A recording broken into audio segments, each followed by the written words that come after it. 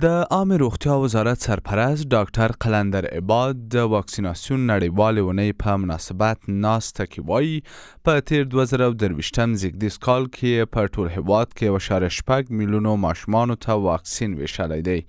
د ښاغلي عباد په وینا چې دمګړۍ په ټول هیواد کې 3049 د واکسینونو د تطبیق مرکزونه شتون لري او هڅه کوي څو پر وخت خپلې چوپړتیاوې وړاندې کړي. اوس مهال په هیواد کې 14 ډوله واکسین د ماشومانو د لسو وژونکو ناروغیو د مخنیوي لپاره چې په اسټنډرډ ډول مهالویش کې شامل دي. د هیواد په کچه په 3049 روغتیايي مرکزونو کې له 1 کال څخه ښکته عمر لرونکو ماشومانو او هغه میرمن چې د امیدوارۍ په مرحله کې قرار لري تطبیق کیږي او په دې اساس هر ماشوم باید مخکې له 1 کلنۍ څخه اسټنډرډ جدول مطابق 15 دورې بشپړه کړي.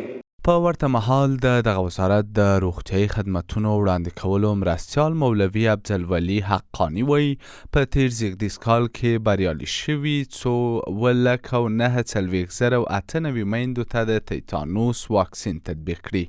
نوموړی دغه راز زیاتوي روان کال په پام کې لري څو 1.8 میلیون له 15 کلونو کم عمره ماشومانو ته هم بیلابیل واکسینونه تطبیق کړي. په افغانستان کې تقریبا 1.6 میلیونه د هدف وړ ماشومانو ته د پلان مطابق 80% واکسینونه او 94,98 میندو ته د تیتانوس ډیفتریا واکسینونه تطبیق شوي دي.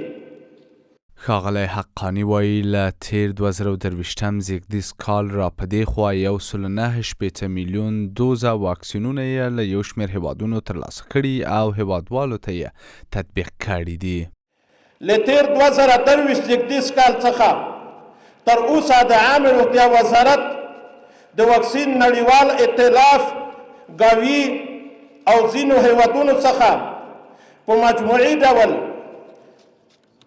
1.9 میلیونه ډوزه واکسینونه ترلاسه کړي دي او تطبیق کړي دي. د ورکړل شویو ارقامو 15% اضافه واکسین د هیواد په ټولو روغتیايي مرکزونو کې شتون لري. د عامه روغتیا وزارت دغه راز وایي د پولیو د له منځه وړلو په برخه کې هم هڅې کړي او روان کال کې په ټول هیواد کې د دغې ناروغۍ 2 مثبت پیښې ثبت شوي دي.